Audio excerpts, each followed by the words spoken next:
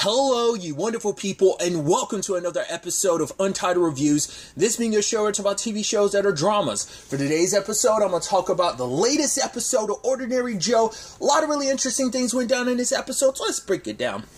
Well, first and foremost, let's start in the police reality. Let's go with that one. So, obviously, it's been like 3 weeks since the fire. It is like, it's after New Year's at this point in time, so the show is obviously adjusted for the time skip a little bit, but obviously Joe's dealing with the aftermath of, like, right, he ran into a burning building, saved the kid's life. It seems like everything's okay, everything worked out, but obviously she's like, promise me you won't go running into a burning building, and he was like, I can't make that promise. He's like, and obviously what I said before, I meant it. And if you're not ready to say it, I totally understand. But like he said, he didn't want anything left unsaid because he knows what that kind of can do. I mean, there was so much probably left unsaid between his mom and his dad. Or maybe not. Maybe everything was said, and maybe that's even more reason why they always said what they needed to say, just in case they never got another chance. And maybe there's just also Joe's coming from the perspective of there's a lot he probably didn't get to say to his dad. Because that's the sad thing as a kid, you never recognize, like, right, you never, the unpredictability of life, you never quite are prepared for that, especially as a kid. I mean, you're never really fully prepared, but still. Especially when we open with back in 2011, obviously this is where Joe is really thinking about becoming a cop. This is after graduation and everything, so his mom goes to James and is like, okay, I need you to get him an audition because my boy can't become a cop. I can't lose another one to, like, being a cop, and sadly it still, at least in this reality, it still worked out that way. But obviously there's some complications on the Jenny and Ray front, because it turns out, Jenny's dad is talking about Chris's spine, and it's like, it's a surgery they need to do. Like, this is always kind of like the worst case scenario, and it's going to be a pretty major surgery, and Jenny donating blood, it's not going to be enough. They're going to need both biological parents, so it's time to, like, rip the Band-Aid off, and tell Joe the truth.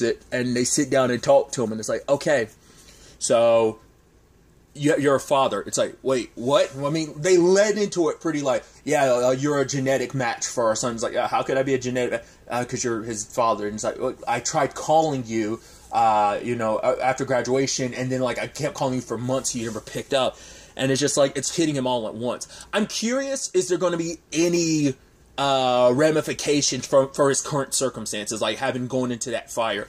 Maybe not, but I don't know. It is a lot to, process and deal with. Just finding out, like, out of nowhere, like, it's just a whiplash of, like, wow. And once again, it's interesting just finding out how he finds out in this reality versus how he found out in the musician reality. But I think that's because Jenny saw him with Amy and didn't want to, like, rock the boat. Like, he went to because he was already married at the time in the musician reality. So I wonder what really, I don't remember things being any different. I'm trying to think in retrospect, it's like, why didn't she? But I guess she just felt like it's kind of a lot to kind of throw on you. And maybe it's just like, oh, you're just dating someone. And at least when him having a wife, like, maybe she thought that'd compensate with the knowledge. I don't know. Maybe she gave a specific reason. I don't remember. But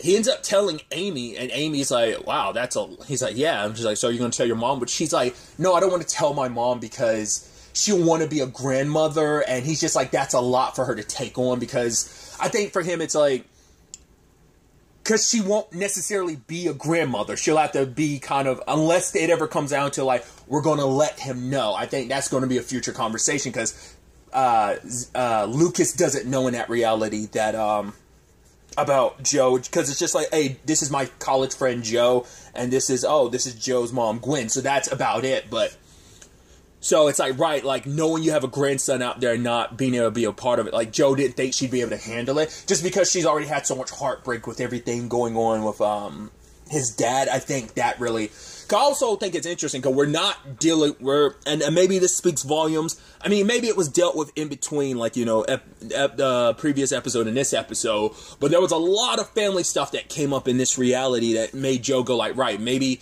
my sister was right about things about my dad that maybe we all did kind of turn a blind eye to. That he isn't the person that we put on the pedestal, that, you know, he had his flaws as well. So they didn't really ever really pick up with that, but maybe that's also supposed to be like the Kimbrough family way of just like, yeah, let's bury it, let's forget about it, let's not talk about it. But I think Joe is trying to be more open, and especially in that reality of handling the truth, because Amy told him to tell his mom the truth, and she did. And even later on, he's like, right, you were right, Amy, my mom handled it like a pro. He was like, word for nothing. And I thought that was great, because it's like, right, no more secrets and stuff like that. And Amy's friend, she suggested, well, because Amy's trying to figure out what she's going to do for, like, a living, because, like, well, after every, like, the cloud that she's kind of coming from under, especially with Bobby's wife, like, throwing her under the bus with, like, this whole affair situation, like, oh, you were the mistress and everything, so... but she goes on, like, this political podcast, and she's trying to put it out there about, like, Bobby. But all the host is interested in is like, right, I'm giving you an opportunity to tell your side of the story. She's like, no. Because he's like, yeah, the system is broken, blah, blah, blah. We heard it before. She's like, no, the system is perfect. It just doesn't work for everyone. Like, not everyone has the same, like, not everyone's got the same equal footing when it comes to the institution that is, like, our system, you know? And so... because she's like, you're not gonna, I came here to speak, I told my truth. Like, yes, it might be the mistress situation, but that doesn't take away from what Bobby did, and I don't know why I'm like, and she's like, I'm gonna continue to tell the truth, no matter how much people are gonna fling crap at me. Like, no, like, I told my truth, and that's the most important thing, and I'm not gonna sit here and let you try to twist my narrative and use me as some, like, page 6 gossip, and just, like, bounced afterwards. He was like, Amy, and he's like, no, you douchebag. That was, the whole thing was a setup, and even her friend on the other side was kind of like, oh, I'm sorry, like, you got, like, blindsided like that. That wasn't cool. So, but she said what she needed to say. I don't know if that's, like, it's a podcast, so, like, I doubt it was a live podcast. I'm sure it was probably, like, being recorded. So, whether he puts it out or not, I think he should put it out as it is and not be a D-bag about it, but he might decide to, like, I'm just going to scrap the whole thing, because it kind of makes you look like a douche. But it also shows that Amy is steadfast in believing in telling the truth, and I think that speaks volumes, because I think that translates over to Amy in every one of those realities. So, but I do love that, you know, it's like, she ends up telling Joe, like, at the end of the day, it's like, I love you too, and I'm like, oh, that's sweet. So, them getting more serious, and what that looks like for them going forward as, Joe's world gets a little more interesting. I mean, you know, even more interesting, rather. Obviously, he's going back to being a beat cop and what that means. Like I said, I'm curious, are there going to be any long-term complications, like to his lungs or anything like that from the smoke? It seems like he's good. It seems like he's taking all the necessary stuff. He's got medication and stuff like that, and one of those... I want to say breathalyzer, but it's not breathalyzer. I forgot. Like, it's one of those things, I think it's like my mom had one as well. One of those, like, machines that, like, helps you in that regard. I don't know. And like I brought up earlier, I'm curious if they're going to have any complications with him donating to help out with the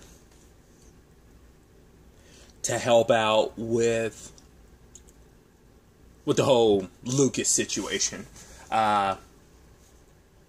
But other than that, let's jump into the musician reality, where it's like, right, Joe's still dealing and reeling with the aftermath of everything about the Amy and Bobby situation. And even Amy's still trying to, like, push forward with the campaign, which that's going to be weird and awkward and complicated going forward. Because, didn't touch it on this episode, but let's not forget, like, when his wife's name Regina, like, Bobby's wife, like, put her hat and ring and stuff like that. So, that's still a thing. But, obviously, Jenny got in contact with Joe about, hey, the fact is our son Zeke, you know, he wants to meet he wants to meet us, you know, and it was actually his idea. He reached out through he wanted to find out about his adoption and everything. So Joe's excited about it, and obviously he talks to Amy about it, but Jenny has to talk to Darren about it, and there's not the same.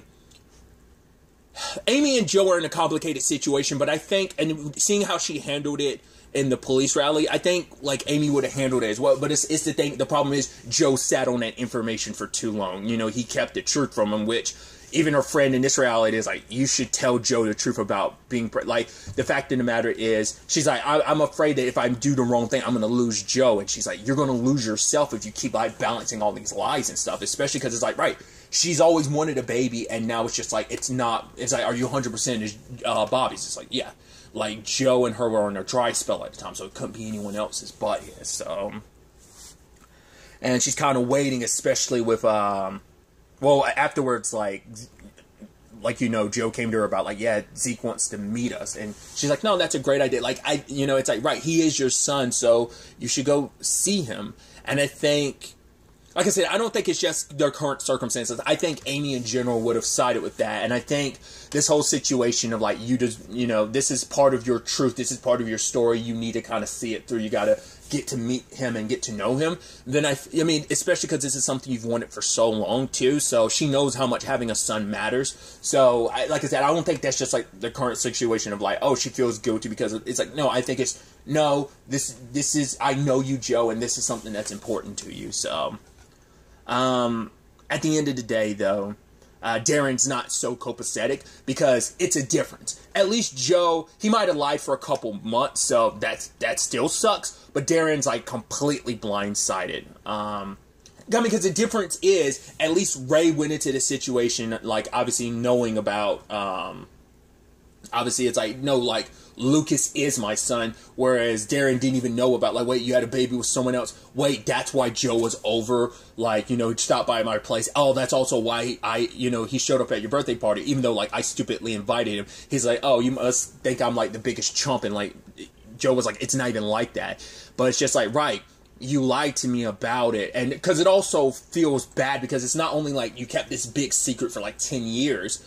If you had told, like, it's that complicated thing of like, right, we're married, we have kids of our own, so you should have at some point told me the truth at the very least, because I think it's just a thing of like, that means it's not just one lie, it's a constant lie throughout our entire relationship, our entire marriage, and because also, like, that's also a thing too of like, he should let us know too, because that means our children have a brother they never knew about, so it's just a lot. And obviously, like, that's the thing of, like, I can't blame him. I wish he was a little more receptive to it, but to be blindsided the way he was, it's different than Joe in the police reality being blindsided, because it's like, right, it's different. Like, it's not like him and Jenny have this life together. It's like where her and Darren did in that reality, in a musician reality. So, But ultimately, they do have their sit down with him and get, to properly, get to meet him and talk to him. It's like, yeah, we've met before, but it's like, she's like, oh yeah, that was you at the Halloween thing. And he was like, you liked my, and even did that, like, duet with me on, online. And it was like, yeah. And, they get to, like, joke around and have fun.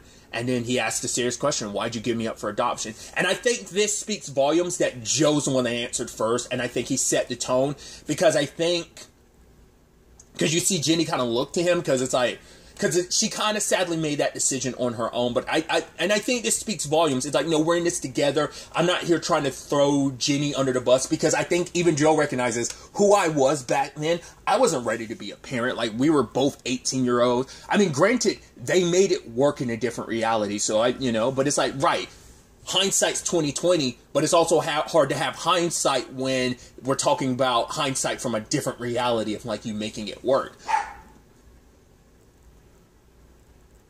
But Joe basically saying, like, yeah, we weren't ready to be parents. And truth be told is, Jenny saying, like, you are always with me. You're always on my mind every day. And I just pray that you find the wonderful family that you did. And that, I see firsthand that you were loved and given the parents that you deserve. So I love that. So I'm curious now that they've met, like, what this means going forward, especially for Jenny and Darren. Because it's still always going to be, like, the elephant in the room, and it's going to definitely affect their relationship. But at the end of the day, Joe is happy about it. And even later, because in all the realities, in particular the police reality as well as the musician reality, they invite Chris.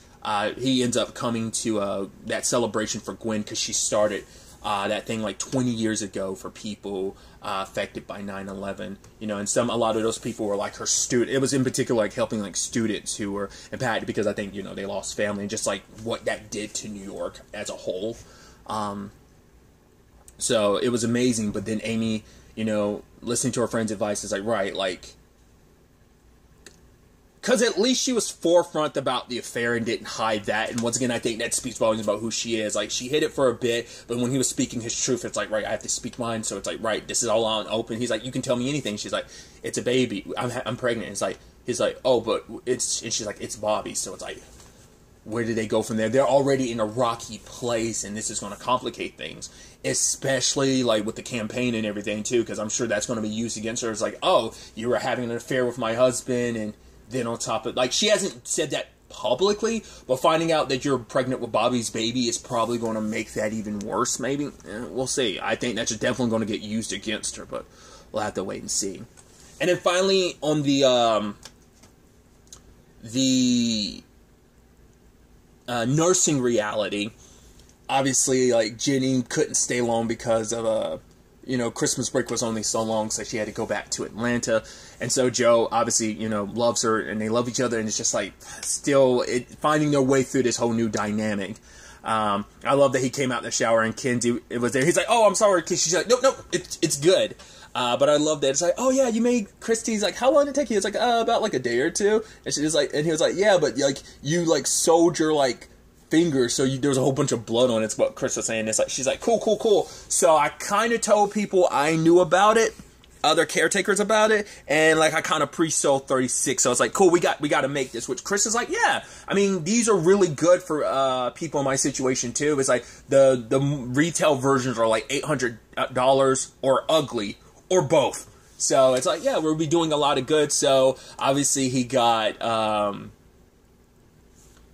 Eric involved, and obviously Eric got Amy involved, and obviously also Gwen got involved too, which I love that when Gwen comes over, she was trying to make pre-made meals, but it's like, oh, Kinsley already got on top of that. She's like, nah, I'm good.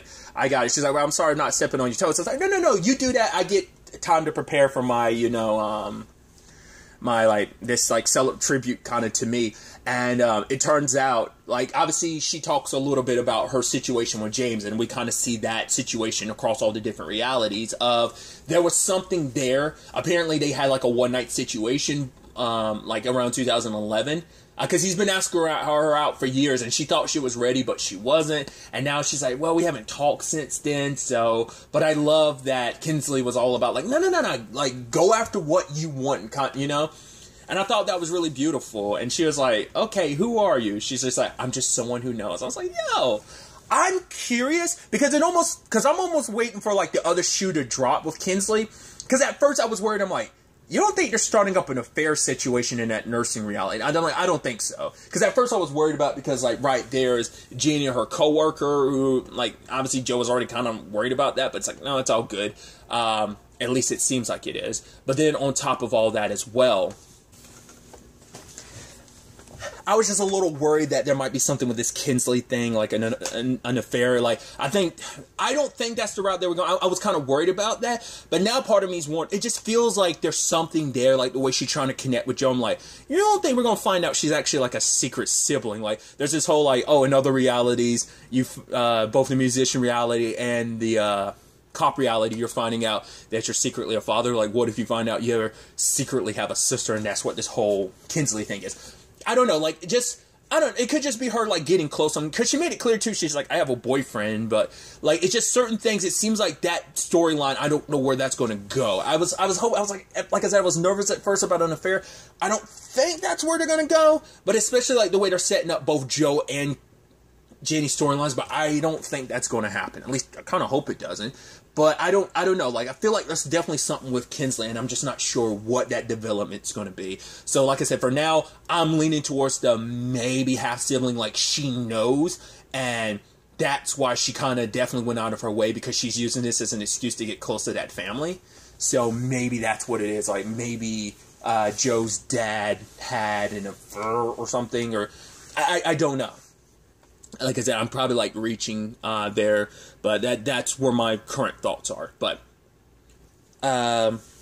ultimately all of them together working on those pants. And I love that, it's like, right, Chris is going to be on stage, and he's like, I'm nervous, like, what if I, and I love that, Kinsley, like, knows exactly what to say and do to kind of, it's like, I really like their ebb and flow. And, it's a really cute dynamic they have. And, I think that she helps a lot with everything being what it was, especially because she opens up to Joe, asking him questions about, like, how was COVID, like, 19 for you and stuff like that. It's like, because she's like, I gained an appreciation for, care workers like you. And he was like, honestly, it wasn't passion that drove me to this field. It was just practicality, because I needed something to take care of my family, but also it gave me an opportunity and the knowledge to learn more about Chris's condition. It's like, I never thought about it. It never crossed my mind to be like, yeah, that would be extra motivation, because he probably could have picked other fields, but to go specifically into medical field, it was so that he'd know how to specifically take care of Chris, which I thought was beautiful. But it's like, she initially sewed her own, masks during the, pandemic, and she also talks about that passion is what made her decide to go to nursing school and stuff like that. But even Joe was like, I don't know why I opened up to you like that. She's like, no, because I asked, and I'm glad you answered. That's why I'm like, the fact that she's trying to get to know Joe more in that regard, that's why I feel like, moments like that just made me go, secret sibling? We'll have to find out. But I do like, at the end, the performances all around, obviously across the 3 different realities, everything with him and his mom. And I love that in the cop reality, James asks her out, but in the nursing reality, she takes Kinsley's advice and asks him out. It's like, oh, for a date, I want to go on a date, and she's like, go out for dinner. He was like, oh, I've been waiting years to hear you say that. So it's like, I love that, because in the police reality, she's just like, oh, like, he was like, oh, let's go to dinner, and she's like, oh, how about we'll coffee first? He's like, yeah, that'll do, so I don't think there's anything in the musician reality. I don't remember that there was, but love the performance, and obviously, like, Chris's role in it, and even, like, Gwen getting on stage at the end too in the one of the realities, and kind of singing along as well. So it's just kind of a beautiful kind of wrap up to this. And obviously the stinker at the end is Amy telling the truth about being pregnant. So it's definitely going to be interesting to see where all this ends up taking us going forward into the next episode. But really, that's all I want to talk about. Till the next time we meet, be happy, be safe, live life to the fullest, and enjoy it. Good day and goodbye.